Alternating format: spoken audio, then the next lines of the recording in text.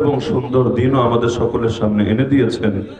দোয়া করি রব্বুল আলামিন আপনাদের এই সমস্ত কোরবানির সর্বোচ্চ বিনিময়ে দুনিয়া এবং আখিরাত উভয় জাহানে দান করুন। তো কয়েকজন কিশোর উদ্যোগ নিয়ে আজকের এই কোরআনের মাহফিল আয়োজন করেছে।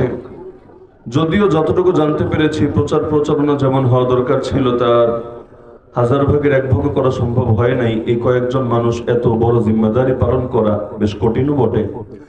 তার মধ্যে আবার দ্বীনের কাজ করতে গেলে বাংলার জমিনে বাধা তো লেগেই থাকে। পাপের কাজ করতে গেলে, গুনাহের কাজ করতে গেলে কোনো বাধা থাকে না, আর কোরআনের খেদমত, দ্বীনের খেদমত করতে গেলে বাধার শেষই থাকে না। যদিও এই বাধাগুলো মুমিনদের জন্য পরিণামের বিবেচনায় উপকারের বিষয়, কারণ স্বর্ণ পুড়ে পুড়ে যেভাবে খাঁটি হয়, ব্যবহারের উপযোগী হয়, রব্বুল আলামিন মুমিনদেরকেও বিভিন্ন বাধা দিয়ে, বিভিন্ন মুসিবত দিয়ে পুড়িয়ে পুড়িয়ে এমন ভাবে খাঁটি করেন যে সীসা ঢালা প্রাচীরের মতো হয়ে যায়। তখন আর বাতিলের রক্তচক্ষুকেও কোনো পরোয়া করে না। আরে তার জান, তার মাল, তার সর্বস্ব আল্লাহর পথে কোরবানি দিতেও তার কাছে কোনো ব্যাপারই মনে হয় না। তো যে আয়াত আমি খুতবার মধ্যে পাঠ করেছি, এই আয়াতের আলোকে মৌলিক কিছু বার্তা দিয়ে লম্বা চওড়া আলোচনা না করেই আজকের এই মাহফিলের সমাপ্তি হবে ইনশাআল্লাহ।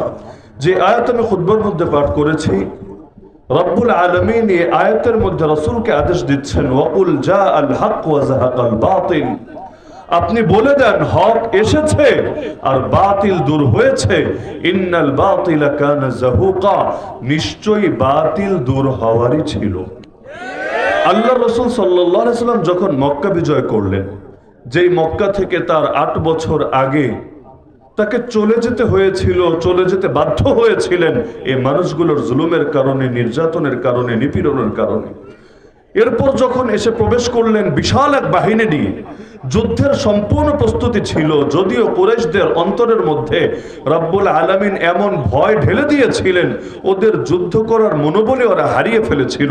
তো আল্লাহ রাসূল সাল্লাল্লাহু আলাইহি ওয়াসাল্লাম সেই বাহিনী নিয়ে যখন ঢুকলেন, ওই সময়ের কথা সকলেই জানেন, এক বাইতুল্লাহ শরীফের মধ্যে পর্যন্ত এর আগে 360টা মূর্তি ঢুকে গিয়েছিল। আল্লাহ রাসূল সাল্লাল্লাহু আলাইহি ওয়াসাল্লাম যখন ঢুকলেন, ঢোকার পরে প্রথম কাজই এটা করলেন, আল্লাহ রাসূলের হাতে একটা লাঠি ছিল, তিনি মূর্তিগুলোর সামনে দিয়ে একে একে হেঁটে যাচ্ছিলেন। যে মূর্তির সামনে দিয়ে যাচ্ছিলেন, হাতে থাকা সেই পবিত্র লাঠি দিয়ে মূর্তির দিকে ইশারা করছিলেন, আর জবান দিয়ে এই আয়াতটাই আল্লাহ রাসূল তেলাওয়াত করছিলেন, ওয়াকুল জাআল হক ওয়া যাহাকাল বাতিল ইন্নাল বাতিলা কানা যাহুকা। আল্লাহ রাসূলের ইশারা করতে দেরি, এক একটা মূর্তি মুখ থুবড়ে জমিনে লুটিয়ে পড়তে দেরি না। যার আঙ্গুলের ইশারায় আসমানের চাঁদ 2 টুকরা হয়ে যায়, তার লাঠির ইশারায় সামনে থাকা এক পাথরের মূর্তি লুটিয়ে পড়বে না, সে আপন জায়গায় স্থির থাকবে। এটা কিভাবেই বা সম্ভব?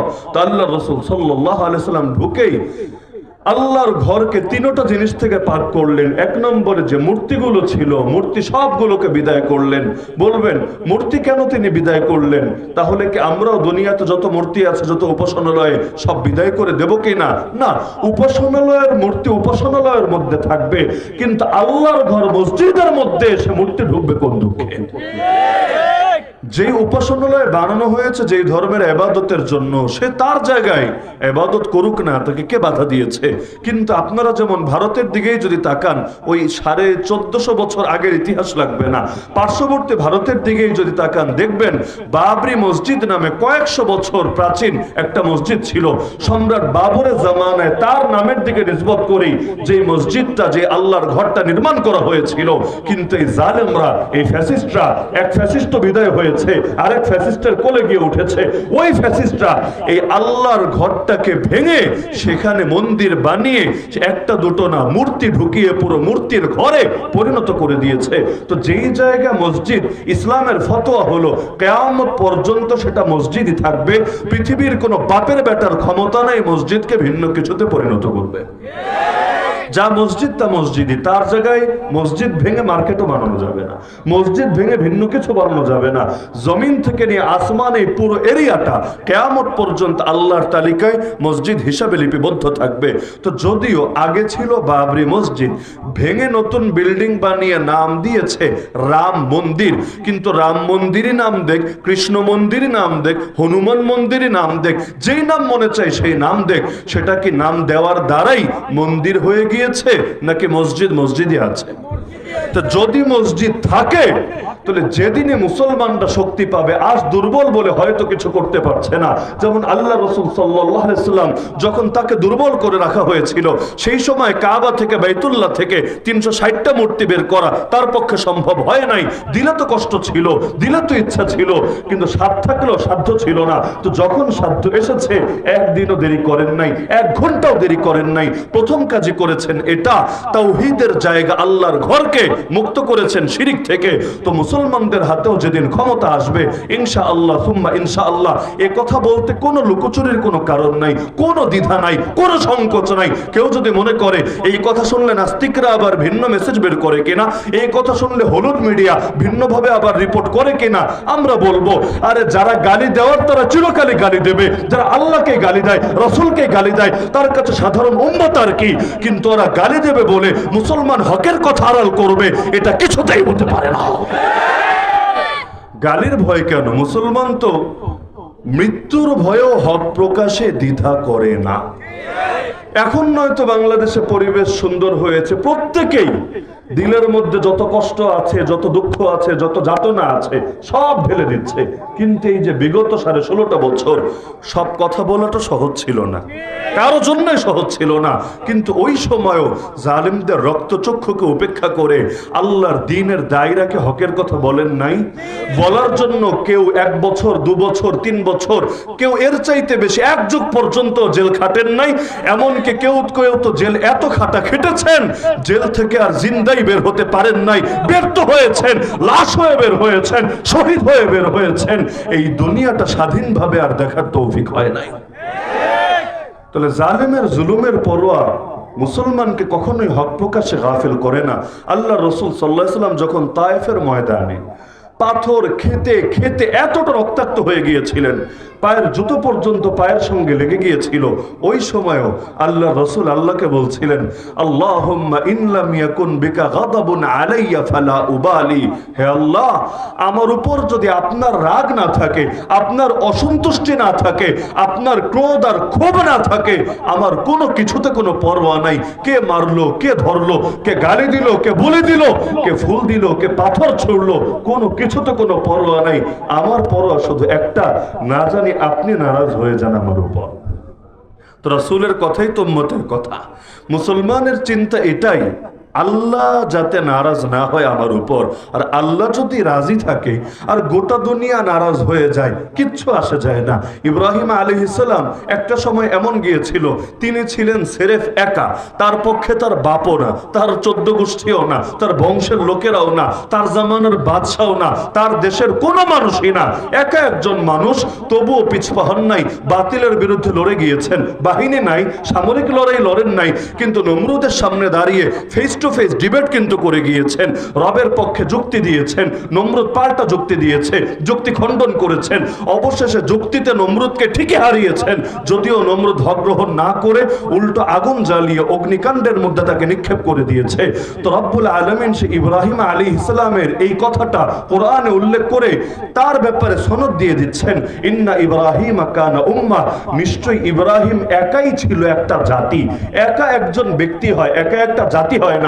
কিন্তু হকের উপর যদি মাত্র একজন থাকে, সে একজনই যদি হক নিয়ে বাতিলের বিরুদ্ধে মোকাবেলা করতে পারে, সেই একজনকেই বলা হয় একটা জাতি। এই রকম একজনের দ্বারাই পৃথিবীর মধ্যে জামানার পর জামানা নিত্য নতুন বিপ্লব রচিত হতে থাকে। তাহলে এই কথা বলতে কোনো দ্বিধা নাই। মুসলমান ইনশাআল্লাহ যেদিন রাসূলের মতো পাওয়ার পাবে, আল্লাহর ঘরকে আবারও শিরিকের চিহ্ন মুক্ত করে ছাড়বে। যা মসজিদ ছিল সেটাকে পুনরায় মসজিদ হিসাবেই জিন্দা করবে ইনশাআল্লাহ। তা আল্লাহর রাসূল 1 নম্বরে মূর্তিগুলোকে বিদায় করলেন। কোন মূর্তি? অন্য উপাসনালয়ে থাকা মূর্তি না, আল্লাহর ঘরের ভেতর ঢুকানো মূর্তি, যেগুলোর পূজা করা হতো। 2 নম্বরে ভাস্কর্য বুঝেন তো? আমাদের দেশে মূর্তি আর ভাস্কর্যে একটু পার্থক্য করা হয়। মূর্তি বলতে লোকে বোঝায় যেটার পূজা হয়, আর ভাস্কর্য বলতে বোঝায় যেটা ডিজাইনের জন্য, সৌন্দর্যের জন্য, অন্য কোনো স্বার্থের জন্য বানানো হয়, যেটার কেউ পূজা টুজা করে না।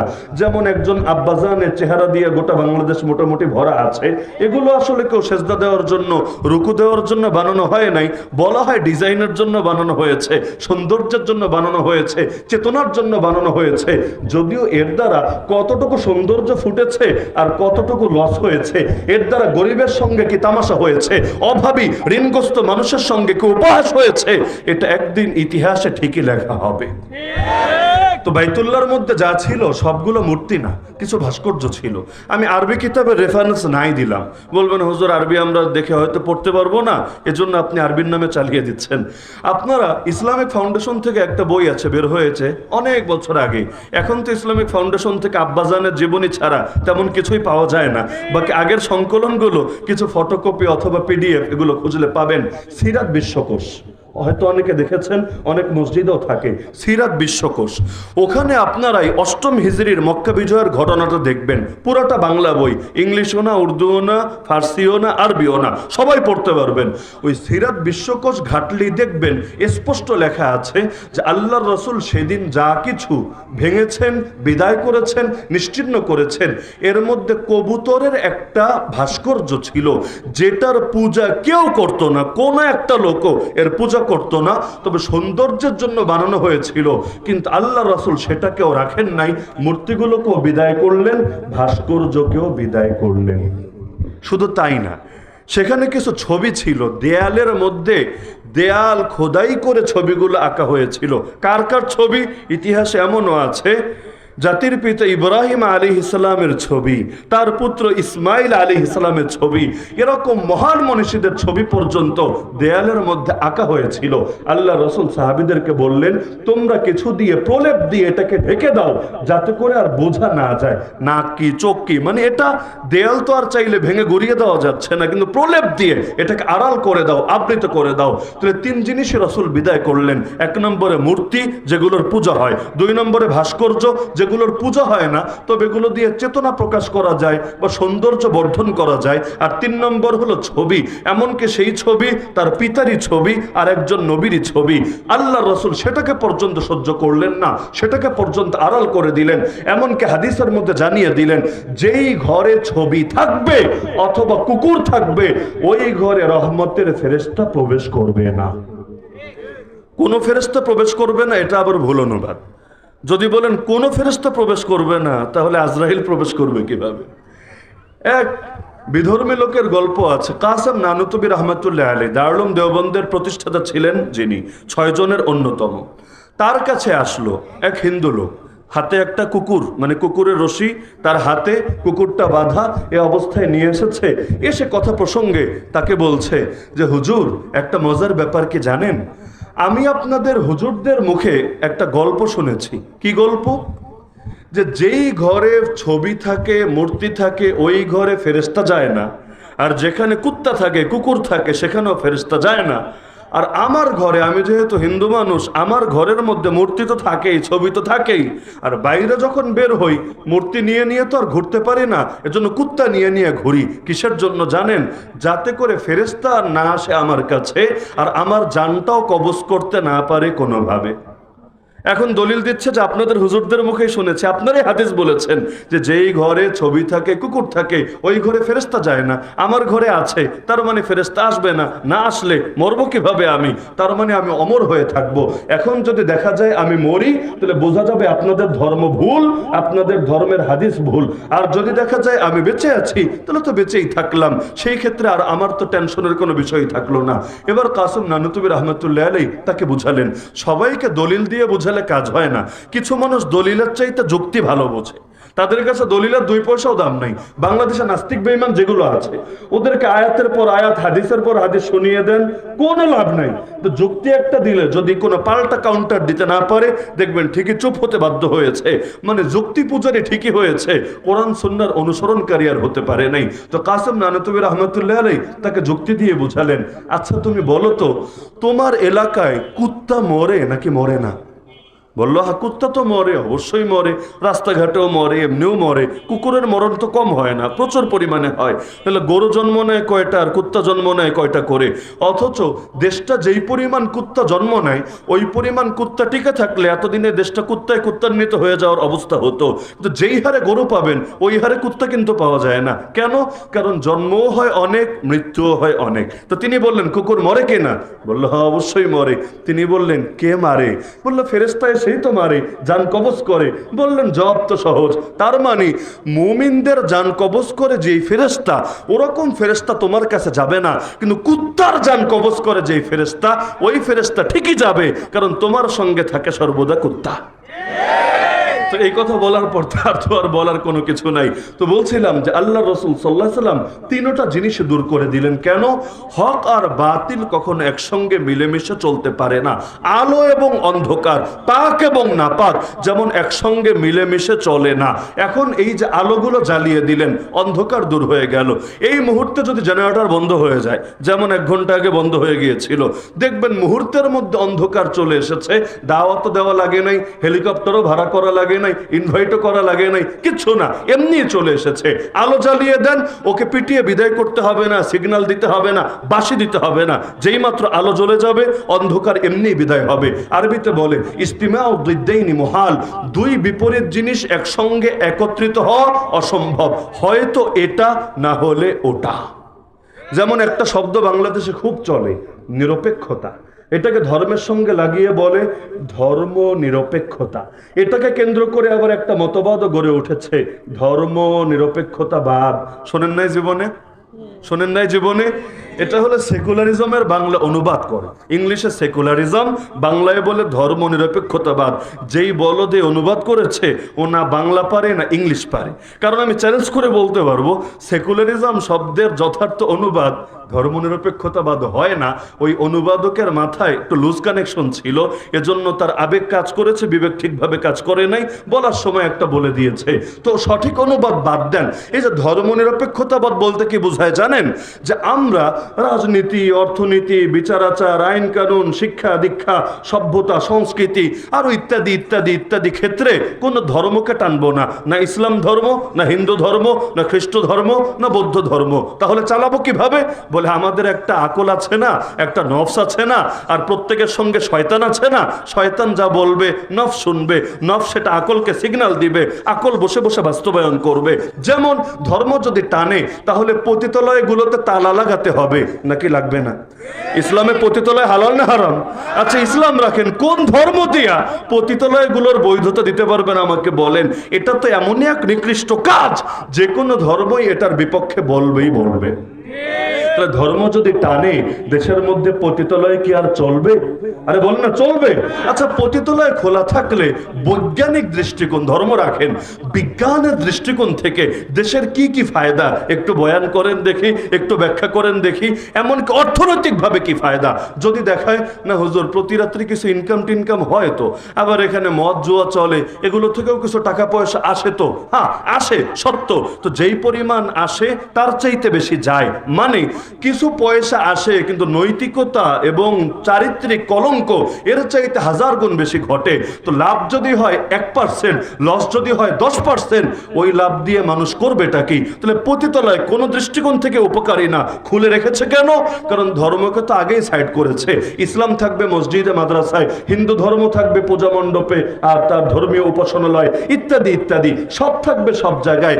আর বাকি যেটা আছে এটা চলবে আমাদের দিয়ে। আমাদের মানে কি? ওদের নফস, ওদের শয়তান, ওদের আকল, আর পশ্চিমা বিশ্বে যত শয়তানি চলে এগুলো দিয়ে। এখন ধর্মের আলোকে যদিও ক্ষতিকর, সামাজিক দৃষ্টিকোণ থেকে ক্ষতিকর, বিজ্ঞানের দৃষ্টিকোণ থেকে ক্ষতিকর, সব দৃষ্টিকোণ থেকে ক্ষতিকর, তারপরও পতিতালয় চলবে, দলিল দিবে। আপনি যদি ফতোয়া শোনান কোরআনের আলোকে হারাম, হাদিসের আলোকে হারাম, বলবে সব জায়গায় ধর্ম টানতে বলেছে কে? বলে না কে? বলে না। সব জায়গায় ধর্ম টানতে বলেছে কে?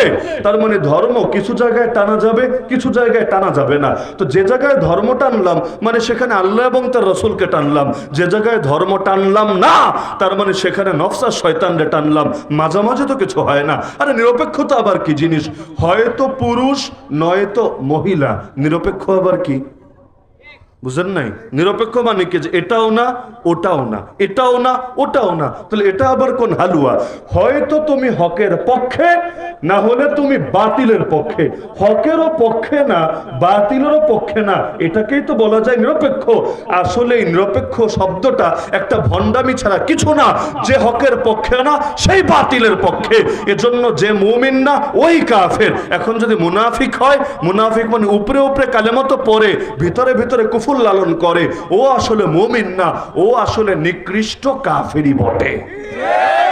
তাহলে নিরপেক্ষ হতে পারে না মানুষ। নিরপেক্ষ শব্দটাই নিরপেক্ষ না।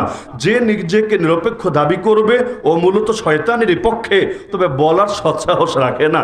যদি বলে আমরা অ্যান্টি ইসলামিস্ট, আমরা ইসলামের বিরোধী পক্ষ, তাহলে জানে পাবলিক পিঠের চামড়া আর বাকি রাখবে না। এখন আসলে তো ইসলামের বিপক্ষে, কিন্তু বলার সাহস তো রাখে না।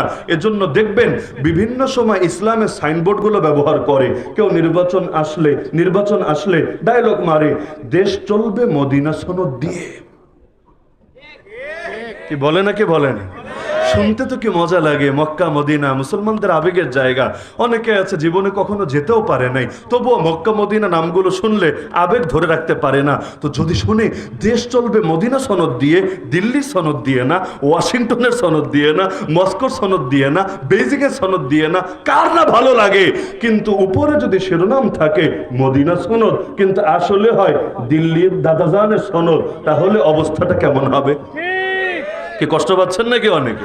অনেক সময় হয় যে উপরে দেখানো হয় ভিন্ন জিনিস, ভেতরে থাকে ভিন্ন জিনিস। হাতির দুই রকম দাঁত থাকে, কুছ দেখানে কে লিয়ে, কুছ খানে কে লিয়ে।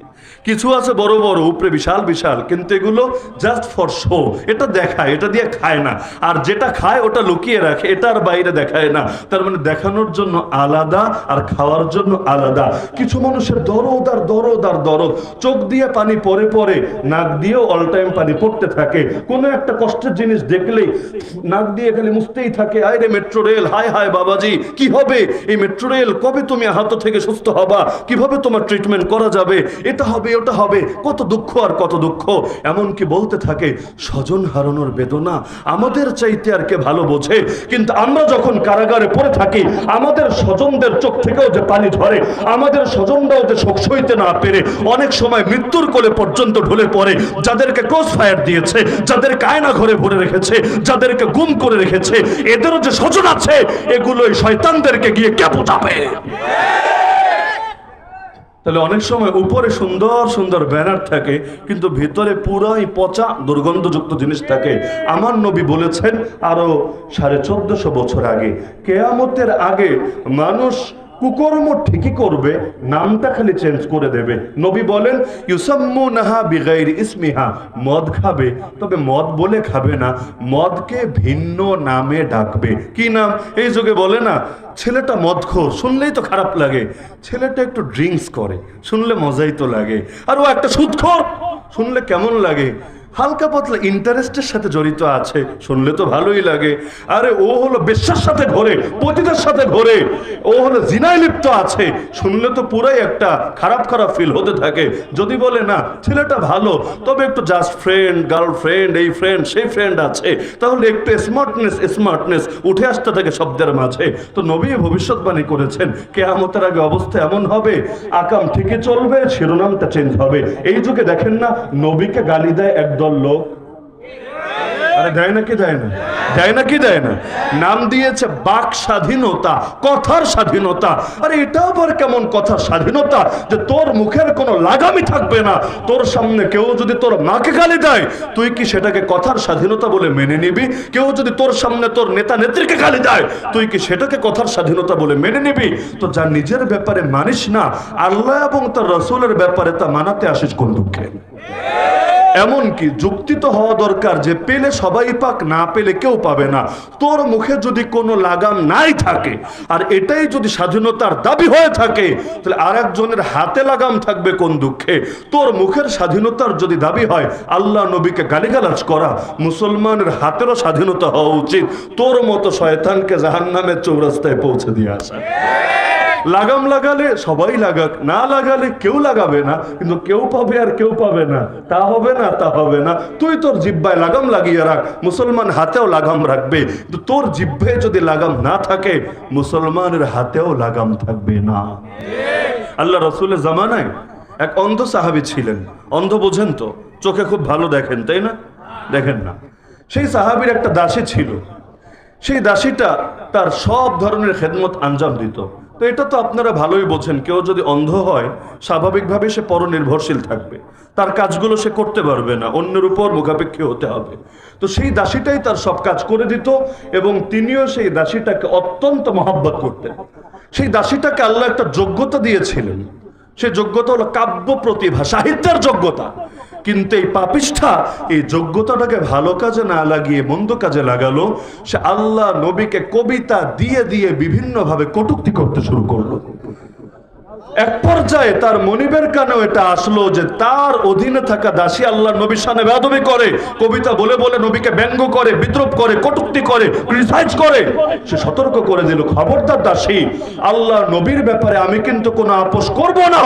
তো তোর যদি কটূক্তি করতে মনে চায় আমারে কর, কিন্তু আল্লাহ নবীরে কটূক্তি করলে আমি কিন্তু তোরে ছেড়ে দেব না।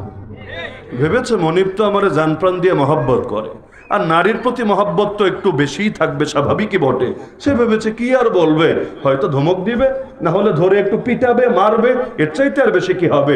কিন্তু কটূক্তি করলে মুশরিকদের নেক নজর পাওয়া যাবে, টাকা পয়সার বান্ডিল পাওয়া যাবে। বাংলাদেশে অনেক নাস্তিকতা করে, এই কারণে না যে নাস্তিকতাই ওদের আদর্শ, বরং এ কারণে ওরা বিভিন্ন কাফের দেশে দৃষ্টি আকর্ষণ করতে চায়। ওরা মুসলমানদের উস্কানি দিয়ে খেপিয়ে দিতে চায়, যাতে মুসলমান ওদের উপর ক্ষিপ্ত হয়, একটু মাইটেট দেয় বা গালিটালি দেয়, পরে এগুলো দেখাবে, দেখো বাবাজিরা, আমি বাকস্বাধীনতা পাচ্ছি না এই দেশে, গণতান্ত্রিক অধিকার পাচ্ছি না এই দেশে, আমার অধিকার প্রয়োজন, আমি অ্যাসাইলাম চাই, তোমাদের দেশে আমাকে থাকতে দাও, আমাকে যাওয়ার ব্যবস্থা করে দাও। তারাও চিন্তা করবে, আরে ছেলেটা বাকস্বাধীনতার চর্চা করছে, কিন্তু এই মৌলবাদীগুলো, এই জঙ্গিবাদীগুলো তাকে স্বাধীনভাবে কথা বলতে দিচ্ছে না। ঠিক আছে, তুই আমার দেশে চলে আয়। এখন কাফের দেশে যাবে, 5 বছর কষ্ট করে থাকবে, এরপর গ্রিন কার্ড একটা পাবে, যেটা ওদের কাছে জান্নাতের টিকিটের চাইতেও বেশি দামি ওদের কাছে মনে হয়ে থাকে। তো অনেকে আছে এমন যারা বাস্তবে আদর্শ হিসাবে ওটাকে গ্রহণ করে নাই, কিন্তু ধান্দাবাজির জন্য, একদলকে রাজে খুশি করার জন্য এই কাজগুলো করে। এজন্য দেখবেন অনেকে সুর চেঞ্জ হয়ে যায়। 5 বছর এক দলের পক্ষে এত বলা বলে চাটতে চাটতে জিব্বার চামড়া পর্যন্ত তুলে ফেলে। খালি কোন রকম ক্ষমতা চেঞ্জ হতে দেরি, আল্লাহর বান্দার সুর চেঞ্জ হতে দেরি না। এখন বিপরীত মেরুতে এত বলা বলে, ওই দলের লোকে যত বলে না তার চাইতে বেশি সে বলে। এজন্য বাংলায় প্রবাদী হয়ে গিয়েছে, অতি ভক্তি ভালো মানুষের লক্ষণ না, অতি ভক্তি চোরের লক্ষণ। তো এইরকম হালতগুলো চলতে থাকে। তো নাস্তিকতা আর ইসলামের ক্ষেত্রে এটা হয়। আল্লাহ নবী মক্কায় 13টা বছর দাওয়াত দিলেন, 1000টা লোক কালেমা পড়লো না। অপরদিকে নবী যখন মদিনায় গেলেন, পাওয়ার নবীর হাতে, রাষ্ট্র ক্ষমতা নবীর হাতে, বাহিনী আল্লাহ নবীর অধীনে, সবই নবীজির অধীনে। তখন মুসলমান এত হওয়া শুরু করলো যে অনেকে আসলে কাফের, তবুও কালেমার ঘোষণা দিতে শুরু করলো, যেগুলোকে মুনাফিক বলা হয়। মানে সাহাবী না, মুসলমানই না, তারপরও কালেমা পড়ছে কেন? কারণ দেখেছে এই পরিচয়টা দিলেই সুবিধা, এই পরিচয়টা দিলেই ধান্দা। কিন্তু মক্কার জামানায় আরে 1000 লোকরে কালেমা পড়ানো যাচ্ছে না, আর এখন মুনাফিকি হয়ে যাচ্ছে এত বেশি। উহুদের যুদ্ধে আল্লাহ নবী বের হলেন, 300 জন রাস্তা থেকে ফেরত আসলো, এই 300 জনের প্রত্যেকটা ছিল মুনাফিক। তো 1000-এর মধ্যে 300 জন যদি মুনাফিকই থাকে, 30%, সংখ্যাটা কিন্তু একেবারে কম না। তাহলে সুখের দিনে লোকের অভাব থাকে না, দুঃখের দিনে লোক খুঁজে পাওয়া যায় না, অথচ বিপদেই বন্ধুর পরিচয় পাওয়া যায়। ইসলামের দুর্দিনেই খাঁটি ইসলাম প্রেমিক কারা, এটার পরিচয় পাওয়া যায়। তো যে প্রসঙ্গে বলছিলাম যে আল্লাহ রাসূল সাল্লাল্লাহু আলাইহি ওয়াসাল্লামের জামানায় সেই অন্ধ সাহাবী যখন দেখলেন কোনোভাবেই সে থামে না, গালিগালাজ চালিয়ে যাচ্ছে, একদিন তিনি কঠোর সিদ্ধান্ত নিয়ে বসলেন। দিন শেষ, রাত আসলো, তিনি ঘরে এসে বাসায় প্রবেশ করলেন। কি হয়েছে? ঘরে এসে বাসায় প্রবেশ করার পরে দাসীটা ঘুমাচ্ছিল, ছুরি একটা হাতে নিলেন, দাসীর কাছে গেলেন, এরপর আল্লাহর নাম নিয়ে কাজ যা করার তা করে ফেললেন, বিছানা রক্তে ভেসে গেল এবং তিনিও সেখানে রাত কাটিয়ে দিলেন। সকালে আল্লাহ নবীর দরবারে বিচার উঠলো, কারণ আল্লাহ নবী নিজেই ছিলেন রাষ্ট্রপ্রধান, নিজেই ছিলেন বিচারক, কারণ নবীর চাইতে উত্তম বিচারক কে হবে, নবীর চাইতে উত্তম শাসক কে হবে। তা আল্লাহ নবী সাল্লাল্লাহু আলাইহি সাল্লামের সামনে বিচার আসলো যে মদিনার মধ্যে একজন দাসী নিহত হয়েছে। তো নবী এবার যাচাই বাছাই করা শুরু করলেন, খোঁজ খবর নেওয়া শুরু করলেন যে এই খুনটা কে করেছে, এই হত্যাকাণ্ড কে ঘটিয়েছে। তো অন্ধ সাহাবী নিজেই এসে এবার হাজির হলেন, পেছন থেকে দাঁড়িয়ে সামনের দিকে আসতে লাগলেন, এসে বললেন, ইয়া রাসূলুল্লাহ, সব অপরাধ আমার কাঁধে, আমি নিয়ে নিচ্ছি, আমি নিজে স্বেচ্ছাপ্রণোদিত হয়ে তাকে হত্যা করেছি। কিসের জন্য? কারণ সে আপনাকে গালিগালাজ করত, আমি এটা সইতে পারি নাই, এজন্য আমি তাকে বিদায় করে দিয়েছি।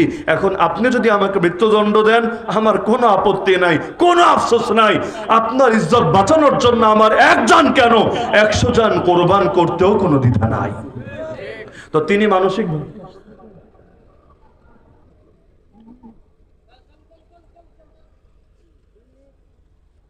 নারায়ে তাকবীর, নারায়ে তাকবীর, আল্লাহু আকবার, আল্লাহু আকবার, হুশিয়ার সাবধান, হুশিয়ার সাবধান, নারায়ে তাকবীর, আল্লাহু আকবার। তিনি মানসিকভাবে প্রস্তুতি নিয়ে নিয়েছেন যে আল্লাহর রসুল তার ব্যাপারে মৃত্যুদণ্ডের ফয়সালা দিবেন। কিন্তু আল্লাহর রসুল তাকে অবাক করে দিয়ে বললেন, হে আমার সাহাবী, যেহেতু সে আমাকে গালিগালাজ করার কারণেই সইতে না পেরে তুমি তাকে মেরে ফেলেছ, সুতরাং ইসলাম তোমাকে মৃত্যুদণ্ড দেবে না। এটা এতটাই স্পষ্ট মাসআলা, লা ইয়ানতাতিহু ফিহা আনাজান। আমার রাসূল বলেন এই ব্যাপারে দুইটা ছাগলও শিং দিয়ে গুতাগুতি করবে না। মানে মুফতি দ্বিমত করবে তো দূরের কথা, দুই ছাগলও দ্বিমত করবে না। তুমি যাও, আমি তোমাকে খালাস দিয়ে দিলাম। তাহলে আল্লাহ রসুল সাল্লাল্লাহু আলাইহি সাল্লামের আদর্শ থেকে আমরা কি শিক্ষা গ্রহণ করলাম? যে তিনি এসেই তিনি সব কিছুকে বিদায় করলেন, মূর্তিও না, ভাস্কর্যও না, ছবিও না, কোনোটাকেই তিনি অ্যালাউ করলেন না। কেন? কারণ হক আর বাতিল একসঙ্গে মিলেমিশে চলতে পারে না। হক আসার মানেই বাতিল দূর হওয়া, বাতিল আসার মানেই হক দূর হওয়া। আমি আপনাকে এক গ্লাস দুধ খেতে দিলাম, তবে দুধের মধ্যে 2 ফোঁটা গরুর চুনা মিশিয়ে দিলাম, যেটাকে অনেকে বরকতের নিয়তে খায় আর কি। একেও খুব ফিলিংস নিয়ে গ্লাসের মধ্যে নিয়ে হলুদ শরবত খায়, আর এটাকেও ধর্মীয় ফ্লেভার দিতে চায়। তো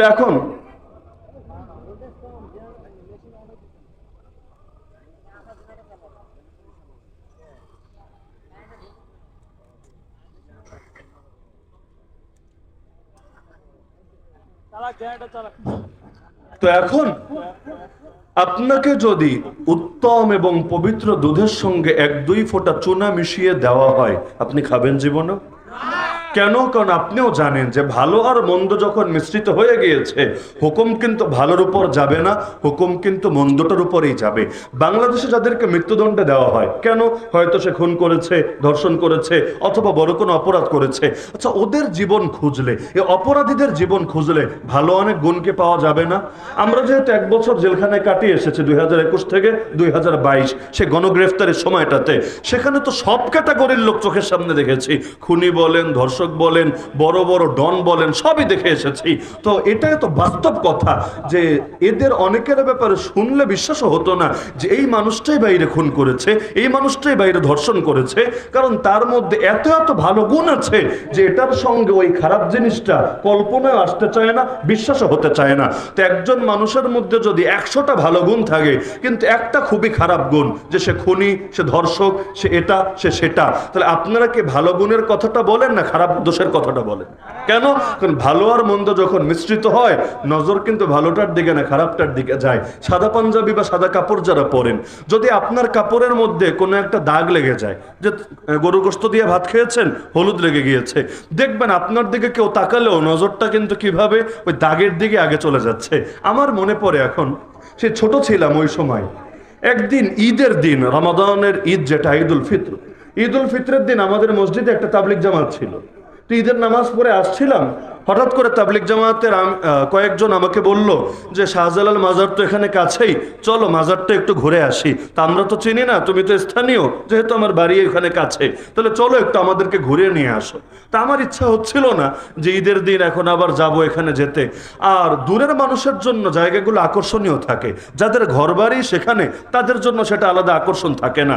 আপনারা অনেকে ঢাকা থেকে সিলেট যান পাহাড় দেখতে, আর আমার বাসার চারদিকে অল টাইম এমনিই পাহাড় থাকে, জানলা দিয়ে তাকালেও পাহাড়, দরজা দিয়ে তাকালেও পাহাড়, উঠানে আসলেও পাহাড়। তা আমাকে পাহাড় আলাদা করে কেন টানবে? আমি তো আর পাহাড় দেখার জন্য খাগড়াছড়ি, বান্দরবানি হোক আর সিলেটি হোক যাব না। তা আমাকে বলল, কিন্তু এখন ছোট মানুষ আগ্রহ করে বলছে, আর ঈদের দিনও বেচারারা সফরে আছে, তাহলে ভাবলাম বলেছে তাহলে যাই। তো গেলাম।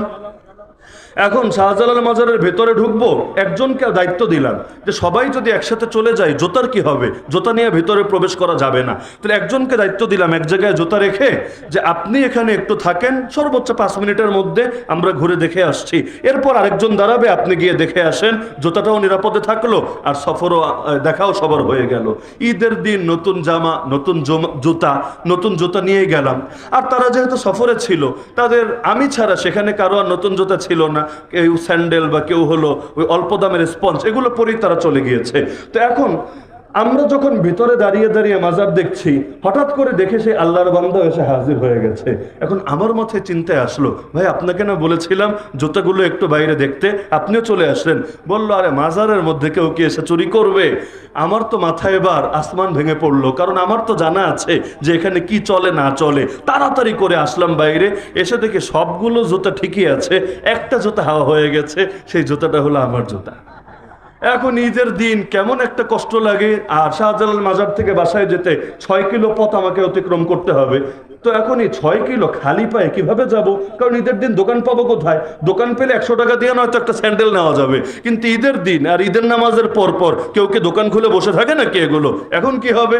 তো এখন লজ্জায় তারা তো তাদের জুতা নিয়ে আসছে, আর আমি খালি পায়ে আস্তে আস্তে আসছি। এখন অবাক হয়ে খেয়াল করলাম, সারা জীবন যে জুতা পায়ে হাঁটলাম, কেউ জুতার দিকে ওইভাবে তাকায়ও না বা এটা নিয়ে প্রশ্নও করে না। ওই দিন যে পায়ে জুতা নাই, সবার শুধু এটাই প্রশ্ন। প্রথমে হয়তো সালাম দিল বা কথা বলল, বলে কিরে ভাতিজা তোমার জুতা কই, কিরে ভাই তোমার জুতা কই? পেরেশান হয়ে গেলাম, হায় রে, সবই তো ঠিক আছে মাথা থেকে পা, খালি জুতাটাই নয় তো মিসিং আছে, কিন্তু নজর খালি সবার জুতার দিকেই যাচ্ছে। তো কি বোঝা গেল যে যেখানে দোষ থাকে নজর কিন্তু ওটার দিকে আগে পড়ে। চাঁদের দিকে তাকান, দেখবেন ওই কালো কালো দাগ, এটাই আগে দেখা যায়। চারদিকে যে এত সুন্দর, এত সাদার মধ্যে সামান্য কালো, কিন্তু সাদার চাইতে বেশি নজরে কিন্তু কালোটাই আসে, এটাই নিয়ম। তো ভালো আর মন্দ যদি মিশ্রিত হয়ে যায়, তখন ভালোটা এটা ঢাকা পড়ে যায়, মন্দটা এটাই মূল বিবেচ্য হয়ে যায়। তাহলে আল্লাহ রসুল সাল্লাল্লাহু আলাইহি ওয়াসাল্লাম তিনি আমাদেরকে শিক্ষাই দিলেন এটা কিভাবে। আমি মক্কার জামানার একটা কথা বলে, ঘটনাটা সবাই জানেন। আল্লাহ নবী যখন মক্কায় দাওয়াত দিচ্ছিলেন, আবু জাহাল এবং তার অন্যান্য সাথীবৃন্দ আল্লাহ রসুলের চাচার কাছে এসে বলল, তোমার ভাতিজাকে থামাও, বিনিময়ে যা চায় তা দেব আমরা। সুন্দরী নারী চাইলে আরবের সবচাইতে সুন্দরী নারী দেব, সম্পদ চাইলে সম্পদের পাহাড় বানিয়ে দেব, ক্ষমতা চাইলে তাও বলুক, তাকে আমাদের পার্লামেন্টের সদস্য বানিয়ে দেব। ওদের পার্লামেন্টের নাম ছিল দারুন নাদওয়া। কি নাম? দারুন নাদওয়া। এই দারুন নাদওয়ার সভার তাকে আমরা সদস্য বানিয়ে নেব। আর যদি জিনে ধরে তাও বলে ফেলো, আমরা সবচাইতে ভালো কবিরাজ ডেকে এনে চিকিৎসা করাবো। নাউযুবিল্লাহ। আল্লাহ রসুলকে 4টা প্রস্তাব দেওয়া হলো। আল্লাহ নবী কোন প্রস্তাব গ্রহণ করেছিলেন? তিনি কি সুন্দরী নারী চেয়েছিলেন? তিনি কি সম্পদের পাহাড় চেয়েছিলেন? আচ্ছা, তিনি কি ক্ষমতা নিয়েছিলেন? কিসের জন্য? বলবেন যে হুজুর মানুষ ক্ষমতা দিয়ে কি করবে? আল্লাহ নবী তিনি তো সব হুজুরের বড় হুজুর, ক্ষমতা দিতে চাইলেই কি তাকে নিতে হবে? এটা যদি ব্যাখ্যা দেন, এই ব্যাখ্যা টিকবে না। কারণ মদিনায় যাওয়ার পর মদিনার রাষ্ট্রপ্রধান ছিলেন কে? জানেন না? ছিলেন কে? মুহাম্মদুর রাসূলুল্লাহ সাল্লাল্লাহু আলাইহি ওয়াসাল্লাম। তো রাসূলের জীবদ্দশায় রাসূল নেতা হবেন না তো নেতা হবেটা কে? এজন্য আল্লাহর রাসূলের জানাজায়ও কোনো ইমাম ছিল না। জানেন তো এটা আল্লাহর রসুলের জানাজাও জামাতে হয় নাই, সিঙ্গেল ভাবে সাহাবীরা পড়ে গিয়েছে। কেন? কারণ আল্লাহর রসুলকে সামনে রেখে ইমাম হবে। ইমাম মানে কর্মী না, ইমাম মানে কর্মচারী না, ইমাম মানে নেতা। তো আল্লাহর রসুলের উপর নেতাগিরি দেখাবে, নেতৃত্ব দেবে, এই বুকের পাঠা কার আছে? এজন্য কারোই সাহস হয় নাই নবীকে সামনে রেখে ইমামতি করবে। বাধ্য হয়ে সিঙ্গেল ইন্ডিভিজুয়াল ভাবে এক একজন এসে নামাজ আদায় করে নিয়েছে, কিন্তু সকলে মিলে ইমামতি করে নাই আল্লাহর রসুলকে সামনে রেখে। তো নবী থাকতে অন্য কেউ নেতাগিরি করবেন, এটা কিভাবে হতে পারে? আমরা না পাপিষ্ঠ, আমরা নবীর আদর্শ ভুলে গিয়েছি যে আল্লাহ নবীর উম্মাত দুনিয়ার বুকে থাকতে মানব রচিত তন্ত্র মন্ত্র বাদ মতবাদ দিয়ে দুনিয়া কিভাবে চলতে পারে? যদি মানব রচিত মতবাদ দিয়ে দুনিয়া চলে, এতে যে আল্লাহর রসুলের আদর্শের অবমাননা হয়, মানহানি হয়, এই কথাটা তো আজকাল মুসলমানই বুঝতে চায় না। এতে কি নবীকে খাটো করা হয় না? আরে আল্লাহ নবী কতটা সতর্ক ছিলেন এ ব্যাপারে। মক্কা বিজয়ের আগের রাতে আবু সুফিয়ান, নাম শুনেছেন আপনারা? আবু জাহাল মারা যাওয়ার পর যুদ্ধেও নেতৃত্ব দিত যে নেতা, তার নাম আবু সুফিয়ান। এই কুরাইশ নেতা তখনও মুশরিক ছিল। আবু সুফিয়ান দেখতে বের হয়েছে, রেকি করতে এসেছে যে আল্লাহ রসুলের সাথে সদস্য কয়জন আছে, অস্ত্র কেমন আছে, কুলাতে পারবে নাকি পারবে না, ইত্যাদি ইত্যাদি। তো এক সাহাবীর কাছে ধরা খেয়ে গেছে। সেই সাহাবী বলেন, চল তোরে নিয়ে এবার নবীর কাছে যাব। বলে, আমারে ছাইরা দে, নবীর কাছে নিস না, আমারে আস্ত রাখবে না, কেটে টুকরা টুকরা করে দেবে। বলে, আরে পাগল, একবার গিয়ে দেখ না, রহমতুল্লিল আলমিনের কাছে যাবি, তোর ভয়ের কি আছে? একবার গিয়ে দেখ, যদি যাওয়ার পরে তুই তোর দিলটা না জোড়ায় আমারে বলিস। তো তারও একটু সাহস বেড়েছে, যেহেতু সাহাবী সাহস দিচ্ছে। আর সে জানতো মুসলমানের দ্বারা অন্য পাপ হওয়া সম্ভব, লেকিন মুসলমান মিথ্যা বলবে এটা অসম্ভব। এটা আমি এই যুগের কথা বলছি না, এই যুগে তো অন্য কিছু পারুক বা না পারুক, মিথ্যায় মোটামুটি আমরা বেশিরভাগ পিএইচডি করা। কিন্তু আল্লাহ রসুলের হাদিসের মধ্যে পর্যন্ত আছে যে মুসলমানকে, রসুলকে জিজ্ঞাসা করা হলো, ইয়া রাসূলুল্লাহ, মুসলমানকে জিনা করতে পারে? তিনি বললেন, হ্যাঁ, কখনো হতে পারে। আল্লাহ রসুলকে জিজ্ঞাসা করা হলো, মুসলমানকে মদ পান করতে পারে? নবী বললেন, হ্যাঁ, নফসা শয়তানের ধোকায় কখনো করে ফেলতে পারে। জিজ্ঞাসা করা হলো, মুসলমান কি মিথ্যা বলতে পারে? বলল, না, মুসলমান মিথ্যা বলতে পারে না। আরে মুসলমান রাখেন, ওই জামানায় কাফের নেতারা মিথ্যা বলবে এটাও কল্পনা করা যেত না। সহিহ বুখারীতে হাদিস আছে, রোম সম্রাট হিরাক্লিয়াসের সামনে এই আবু সুফিয়ান ছিল। সে তাকে প্রশ্ন করছিল নবী সম্পর্কে, আসলে মুহাম্মদ সাল্লাল্লাহু আলাইহি ওয়াসাল্লাম তিনি কি হক নবী, না নবুয়তের এমনি ভুয়া দাবি করছেন, যাচাইয়ের জন্য অনেকগুলো প্রশ্ন করেছে। আবু সুফিয়ান নিজে বলেছে, একটা প্রশ্নের উত্তরে আমি চেয়েছিলাম একটু ভুল কিছু বলবো, বানিয়ে বলবো, মিথ্যা কথা বলবো, কিন্তু শুধুমাত্র এই কারণে বলি নাই যে আমি তো একা ছিলাম না, আমার কর্মীরাও ছিল সেখানে, এই কর্মীরা জেনে যাবে যে আমি মিথ্যা বলি। আর আরব জাতির নীতি ছিল, তারা মিথ্যুককে কখনো নেতা বানাতো না, কারণ মিথ্যা মানেই ধোঁকা, মিথ্যা মানেই প্রতারণা, মিথ্যা মানেই জালিয়াতি। তো যে মিথ্যা বলতে পারে সে গোটা দেশ আর জনতার সাথেও ধোঁকাবাজি করতে পারে। এজন্য আবু সুফিয়ান এই ভয়ে মিথ্যা বলে নাই যে মিথ্যা বললে আমার নেতাগিরি ছুটে যাবে, এরা আমারে কিক আউট করে নেতৃত্বের আসন থেকে বিদায় করে দেবে। এই আদর্শ কাফেররা বুঝলেও আজকে বাংলার মুসলমান বুঝতে সক্ষম হয় নাই। না হলে যেদিন এক একটা নেতা নেত্রীর মিথ্যা প্রমাণিত হয়, যদি আরব জাতির মতো অভ্যাসটাও থাকতো আর ইসলাম রাখেন, যদি ওই আদর্শ মেনে যদি সেকুলার আদর্শও চলতো, তাহলেও বলতো যে মিথ্যুকরে আমাদের মাথার উপর সভাপতি আর নেতা রাখবো না, লাথি মেরে বিদায় করে দিত এবং কোনো সত্যবাদীকেই সে আসনে নিয়ে বসাতো। তা আবু সুফিয়ান তাকে নিয়ে যাচ্ছে সেই সাহাবী রাসূলের কাছে। যে প্রসঙ্গে কথাটা টানলাম, আল্লাহর রসুলের পাশে থাকা এক সাহাবী নবীকে সংবাদ দিচ্ছে, ইয়া রাসূলুল্লাহ, কুরাইশের সর্দার আবু সুফিয়ান আসছে, সঙ্গে আপনার অমুক সাহাবীও আসছে। কথাটায় কি কোনো ভুল আছে বা কথাটায় কোনো সমস্যা ধরা পড়ে আপনার নজরে? না, খুবই স্বাভাবিক একটা কথা।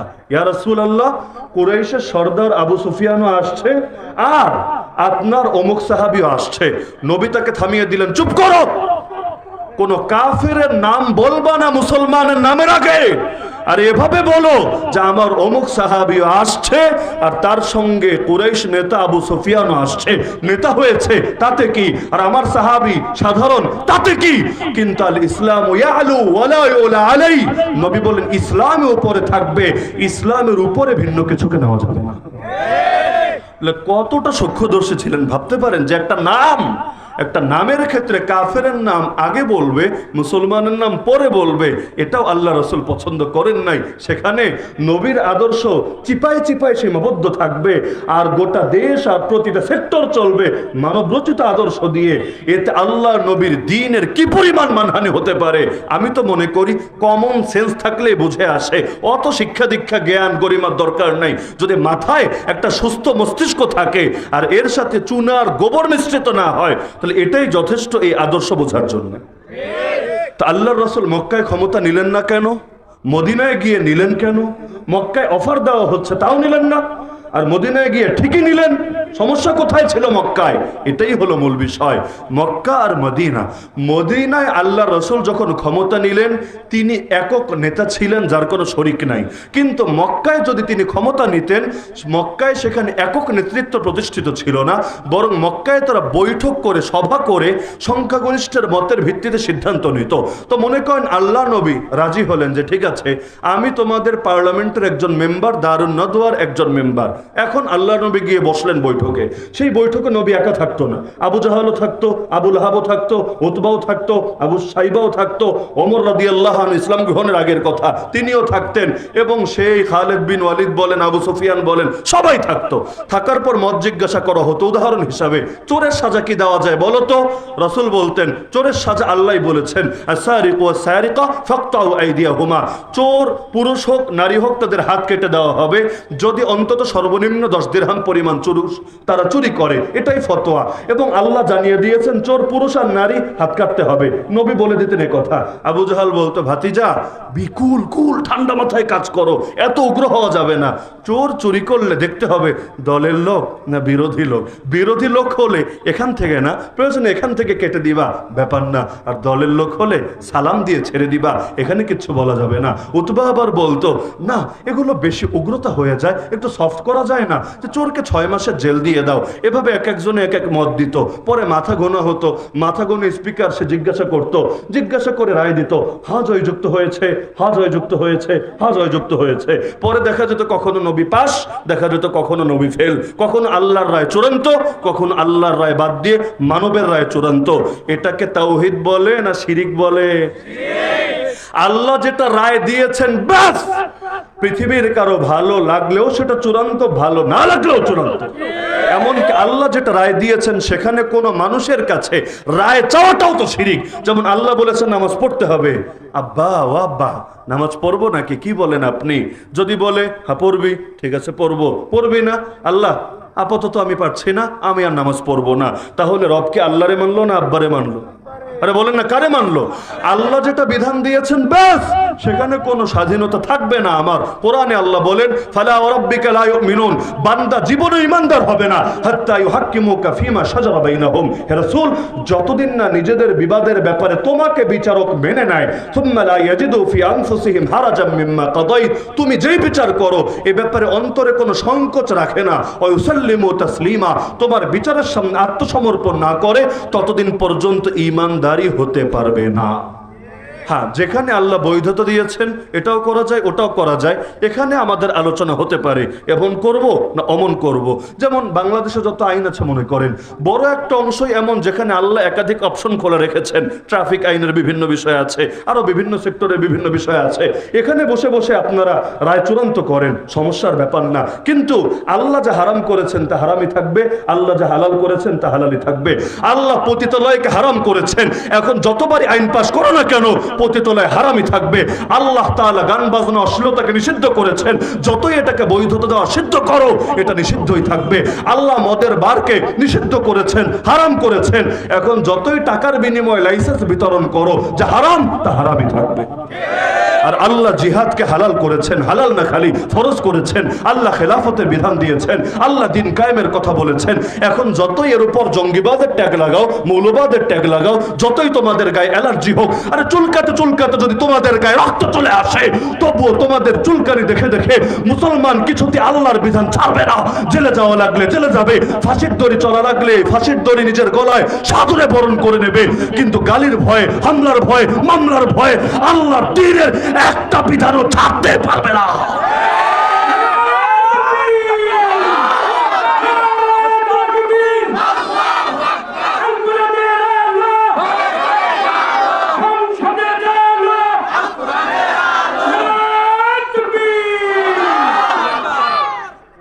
এমনকি আমি একটা বিষয় স্পষ্টভাবে বলি, ফতোয়া যদিও অনেকের বদহজম হতে পারে,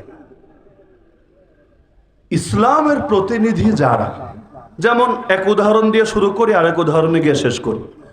ফতোয়ার কিতাব আপনি খুললে স্পষ্টভাবে এই ফতোয়া লেখা পাবেন, কেউ যদি আলেম সমাজকে গণহারে গালি দেয়, গণহারে বুঝেন, এক হলো ব্যক্তিগত দোষের কারণে কোনো ব্যক্তিকে গালি দিল, এমন যদি হয় সেটা কবিরা গুনাহ, কারণ গালি জিনিসটাই কবিরা গুনাহ। হাদিসে আছে সিবাবুল মুসলিমি ফুসুকুন, মুসলমানকে গালি দেওয়া জায়েজ নাই, এটা ফাসিকি, এটা কবিরা গুনাহ। তাহলে ব্যক্তিগত দোষের কারণে যদি গালি দেয় সেটা কি হয়? কবিরা গুনাহ। কিন্তু ঢালাও যদি গালি দেয়, কেন? হুজুর দেখলে তার চুলকানি ওঠে, হুজুর দেখলে তার ভেতরে কেমন কেমন জানি লাগতে থাকে, কেন? হুজুররা নবীর ওয়ারিস, হুজুররা কোরআনের তর্জমান, হুজুররা আল্লাহর দ্বীনের ধারক এবং বাহক। এ কারণে এক শ্রেণী আছে কিনা যে হুজুর দেখলেই তেলে বেগুনে জ্বলে ওঠে, আছে কিনা? তো এরকম চুলকানি নিয়ে কেউ যদি গণহারে আলেম সমাজকে গালি দেয়, ফতোয়ার কিতাবে আছে তার ঈমান নষ্ট হয়ে যাবে, বেঈমান হয়ে যাবে, মুরতাদ হয়ে যাবে। কেন? কারণ সে আলেমকে গালি দিচ্ছে কোনো ব্যক্তিগত দোষের কারণে না, আলেমকে গালি দিচ্ছে আল্লাহ এবং তার রসুলের প্রতিনিধিত্ব করার কারণে। কথাটা এবার দ্বিতীয় উদাহরণে নিয়ে যাই। যারা দিন কায়েমের মেহনত করে এবং তাদের মেহনতের মধ্যে আপনি যৌক্তিক কোনো ভুল দেখাতে পারছেন না দলিল প্রমাণের আলোকে, দলিল প্রমাণের আলোকে, বুঝলেন? মানুষ হিসাবে ভুল তো ভাই আমারও হতে পারে, আপনারও হতে পারে।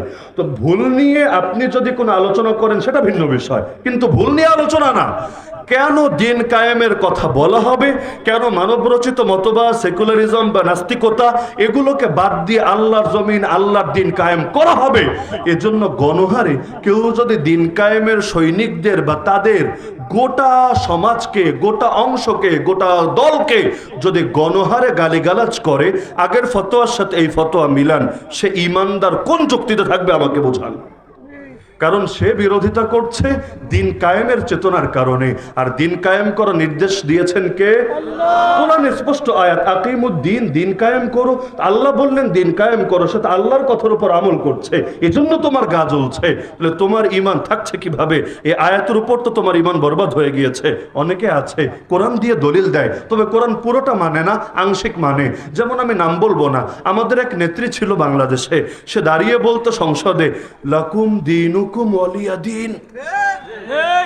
এটা দিয়ে কি দলিল দিত? ধর্ম যার যার, উৎসব সবার, অথবা ধর্ম নিরপেক্ষতাবাদ। এটাই হলো কোরআনের কথা, এটাই হলো সূরা কাফিরুনের শেষ আয়াতের কথা, লাকুম দীনুকুম ওয়ালিয়া দিন। ভাবটা এমন, পুরো কোরআনে আর কোনো আয়াত নাই, একটা মাত্র আয়াতই আছে, আর সেটা সে মুখস্থ করে দিয়েছে। কেউ কেউ তো শিয়াশিত্বের দলিল দিত। শিয়াশিত্তা পড়েছি, শিয়াশিত্তা আবার কোন হালুয়া? নাম বলতে বলতে বুখারী, মুসলিম, তিরমিজি বলতে বলতে মিশকাত শরীফের নামও বলে দিত। যদিও মিশকাত আবার শিয়াশিত্তা হলো কবে, ওটা ওর বাপ ওর 14 গোষ্ঠীও তো প্রমাণ করতে পারবে না কিয়ামতের আগ পর্যন্ত। তো শিয়াশিত্তা পরে কি শিখলা? শিয়াশিত্তা পরে কি শিখেছে? একটু পরে গান গেয়ে শুনিয়ে দেয় গোটা জাতিকে, এটাই শিখেছি, এটাই হলো শিয়াশিত্তা শিক্ষা। এরা যদি ধর্ম ব্যবসায়ী না হয়, ধর্ম ব্যবসায়ী কারে বলে? আজকাল তো দিনদারদেরকে গালি দেয় ধর্ম ব্যবসায়ী।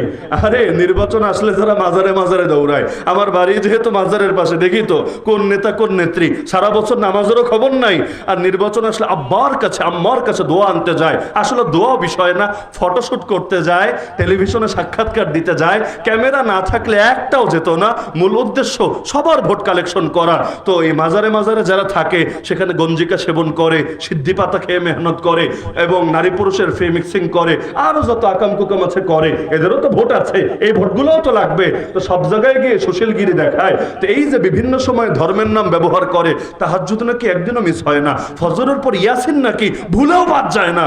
যদিও মানুষ গিয়ে গোটা রুম তন্ন তন্ন করে খুঁজেও বিদেশি কি কি জানি পায়, কিন্তু এই ইবাদতের কোনো চিহ্ন টিহ্ন নাকি খুঁজে পায় না। অদ্ভুত ব্যাপার স্যাপার। তাহলে তুমি রাত্রে কয়শো রাকাত তাহাজ্জুদ পড়ো, আরে এটা বলার দরকারটা কি? তুমি কি ধর্মীয় রাজনীতি করো? যদি না করো, তোমার তাহাজ্জুদ এখানে টানার দরকার কি রে ভাই? তোমার লাকুম দীনুকুম ওয়ালিয়া দিন টানার দরকার কি? তোমার শিয়াশিত্তা টানার দরকার কি? এটাই তো ধর্ম ব্যবসা। তো ধর্মীয় রাজনীতি করবা না, তুমি ধর্ম দিয়ে দলিল দিবা কোন মুখে? এগুলো হতো নাকি হতো না? হতো নাকি হতো না? তাহলে আল্লাহ রসুল তিনি মক্কায় যদি ক্ষমতা নিতেন, শিরিকের সঙ্গে নেওয়া লাগতো। মদিনায় গিয়ে ক্ষমতা নিলেন, তাওহীদের সঙ্গে ক্ষমতা নিলেন। কি বুঝলেন? হক আর বাতিল একসঙ্গে মিলেমিশে চলবে, তাই না? নাকি হক আসলে বাতিল পালাবে আর বাতিলকে জিন্দা করতে হলে হককে মারতে হবে? যদি তোমরা চাও জমিনের মধ্যে ইসলামকে নিশ্চিহ্ন করবা, আরে আগে তো আমাদেরকে নিশ্চিহ্ন করতে হবে। কারণ একজন মুসলমানের ভেতরে যতদিন প্রাণ থাকবে সেই প্রাণে স্পন্দন থাকবে, তার ধমনীতে রক্ত প্রবাহিত হবে। আরে মুসলমান তার সর্বস্ব কোরবান করে হলেও, নিজের জানের বিনিময়ে হলেও, নিজের ফ্যামিলির বিনিময়ে হলেও আল্লাহর জমিন, আল্লাহর দিনকে জিন্দা রাখার জন্য সর্বোচ্চ মেহনত করে যাবেই যাবে।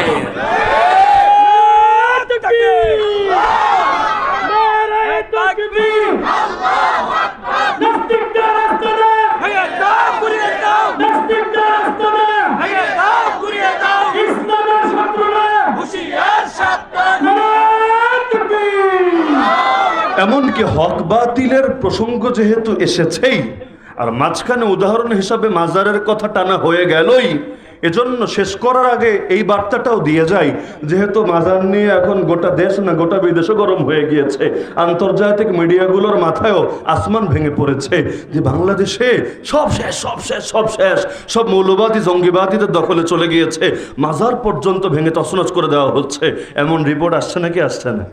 আসছে নাকি আসছে না? এখন আসার পরে কেউ আবার অতি সুশীল হয়ে যাচ্ছে, কেউ আবার বেশি খেপাটে হয়ে যাচ্ছে। অথচ আমি মনে করি হক হলো এই দুইটার মাঝামাঝিতে।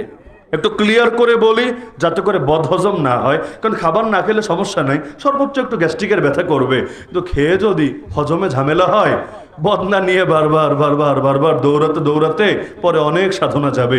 এজন্য একটু বুঝিয়ে না বললে অনেকের ঝামেলা, বুঝাতে চাই একটা, লাস্টে গিয়ে বুঝে আরেকটা, পরে ওইটার দায় আবার চাপাতে চায় আমাদের কাছে।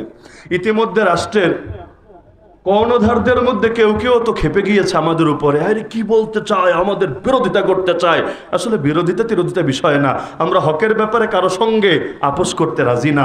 তুমি হকের পক্ষে থাকো, আমরা তোমার পক্ষে আছি, আর তুমি হকের বিপক্ষে যাবা, তুমি আমার বাপ হলেও তোমার ছাড় দিতে আমি রাজি না।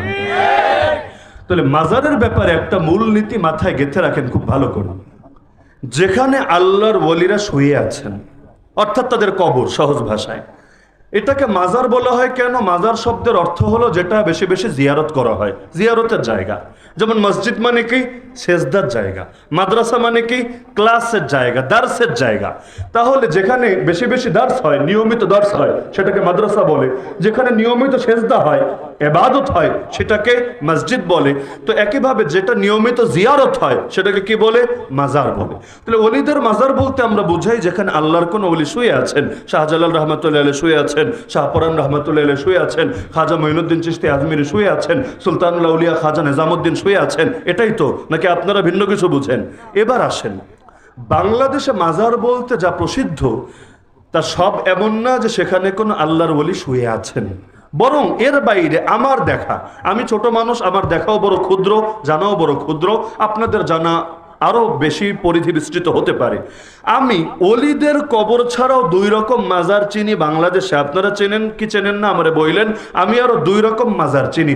একরকম মাজার হলো ওখানে কেউ শুয়ে নাই, ওখানে কিছুই নাই, এটা পুরাই হাওয়ার উপরে বিনা পুঁজির ব্যবসার জন্য বানিয়ে নেওয়া হয়েছে।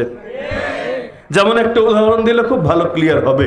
আমাদের সিলেটকে লোকে বলে 307 আউলিয়ার পুণ্যভূমি। সিলেটে যে কোনো এরিয়া দিয়ে ঢুকতে চান, লেখা থাকবে 2টি পাতা ও 1টি কুড়ির দেশে স্বাগতম, অথবা 360 আউলিয়ার পুণ্যভূমিতে স্বাগতম। যেমন চিটাগাং যদি ঢুকতে চান, গতকাল চিটাগাংয়ে ওই এয়ারপোর্টে নেমে আমি খেয়াল করেছি লেখা আছে 12 আউলিয়ার পুণ্যভূমিতে স্বাগতম। তো চিটাগাংয়ে লেখা থাকে 12 আউলিয়া, সিলেটের লেখা থাকে 360 আউলিয়া।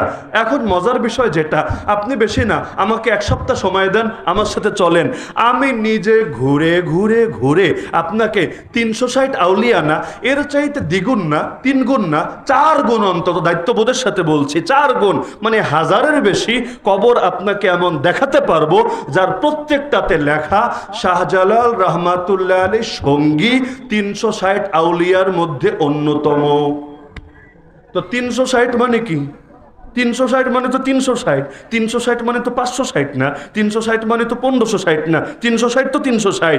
তাহলে 360টা কবর সর্বোচ্চ এমন থাকবে যেখানে লেখা শাহজালাল রহমাতুল্লাহ আলাইহির সঙ্গী। তো বাকিগুলো আসলো কোত্থেকে? এগুলো কি ফটোকপি বের হয়েছে, না ক্লোন কপি হয়েছে, নাকি পরে আন্ডা বাচ্চা পয়দা হয়েছে? এগুলো আসলো কোত্থেকে রে ভাই? তার মানে ডাল মে কুছ কালা হ্যায়। তাহলে বাকি যেগুলো আছে এগুলোর তো কোনো না কোনো একটা ব্যাপার স্যাপার তো আছে। তাহলে 360-এর জায়গায় এতগুলো বেরো গেল কিভাবে? তাও এমন চিপায় চাপায় জঙ্গলে মঙ্গলে, সেই পাহাড়ের চূড়ায়, সেখানে সেখানে, মানে মাথায় ধরতে চায় না। এমনকি সেখানে কোনো ইবাদত গুজরও পাওয়া যায় না, কিছু নেশা টেশা করে এমন লোক তো খুঁজে পাওয়া যায়। তাহলে এই বাকিগুলো আসলো কোত্থেকে? আবার এমন উদ্ভট উদ্ভট কিছু নাম আছে বাংলাদেশে, মানে যেগুলো মুখে আনতেও লজ্জা করে, না দেখালে পাবলিক বিশ্বাসও করতে চাইবে না, এমন এমন নিকৃষ্ট নিকৃষ্ট নাম।